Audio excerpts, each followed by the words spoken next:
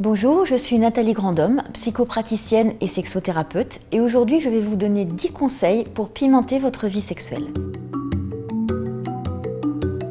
La grande crainte des couples est de voir la routine s'inviter sous la couette et l'ennui s'installer. C'est surtout vrai pour les femmes qui se lassent vite d'une routine sexuelle où les choses se font dans un ordre bien établi. Voici donc quelques conseils pour remettre du piquant, de l'imaginaire et de la créativité dans votre vie sexuelle. La première proposition est de remettre de la distance créative. On le sait, le désir se nourrit du manque. Or, lorsque l'autre est trop présent, le désir s'émousse. On décide donc, pour une ou deux nuits, de faire lit ou chambre à part en se promettant de revenir avec quelque chose de nouveau à proposer à l'autre.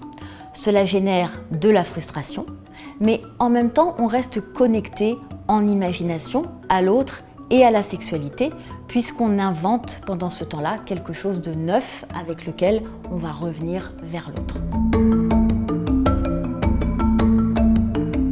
Une autre version qui consiste à remettre de la distance, c'est de se donner un rendez-vous d'amour.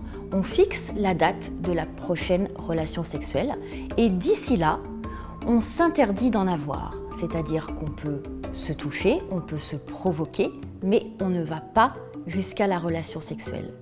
Le résultat, c'est qu'on arrive au rendez-vous d'amour en s'étant préparé mentalement et en étant chaud bouillant pour ce prochain rendez-vous.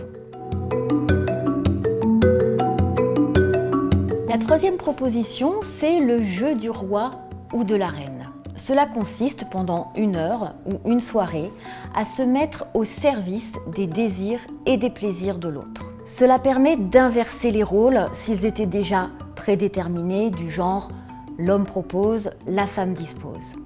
Pour celui qui reçoit, c'est-à-dire qui exprime ses désirs, il va devoir justement les ressentir, oser les exprimer, être en quelque sorte le metteur en scène de ses plaisirs. Et pour celui qui donne, qui se met au service de l'autre, c'est vraiment l'occasion de lâcher prise totalement et de découvrir, tout en étant sûr de faire plaisir, les désirs de l'autre et découvrir ainsi de nouveaux délices.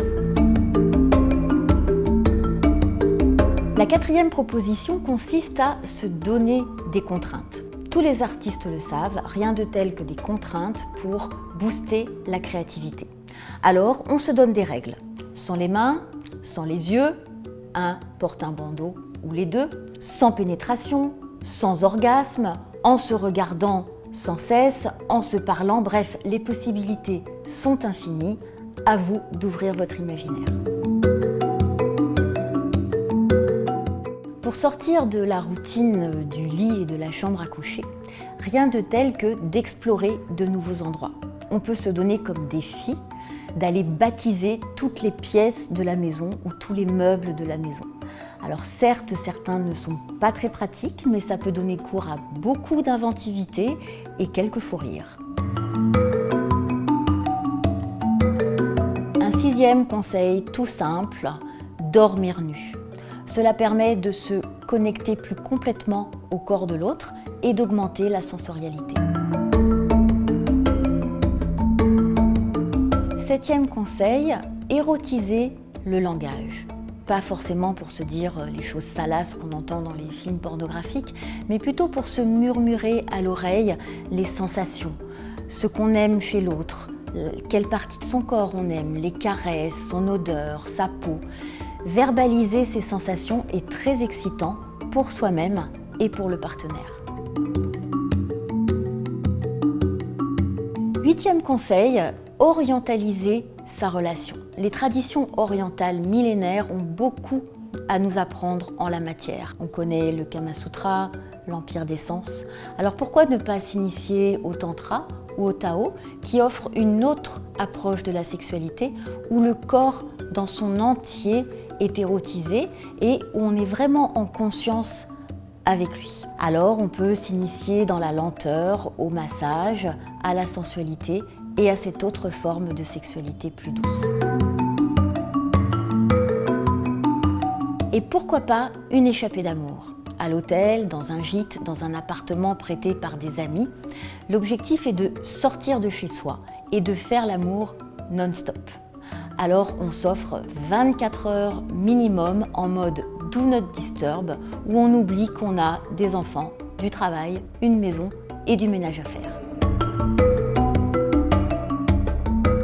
Enfin, 10e et dernier conseil, faire la liste de ses envies. Chacun de son côté, on partage une feuille en deux et on fait la liste des 10 choses qu'on aime bien dans notre sexualité et des 10 choses qu'on aurait envie d'essayer. Et puis, on en parle ensemble. Cela permet de faire le bilan de sa sexualité actuelle et de celle qu'on aimerait explorer. C'est très valorisant de se dire l'un à l'autre ce qu'on aime dans notre sexualité et cela ouvre des perspectives pour se mettre d'accord sur ce qu'on aurait envie d'essayer ensemble. J'espère que ces conseils vous ont inspiré et je vous dis à bientôt pour une prochaine vidéo sur Doctissimo.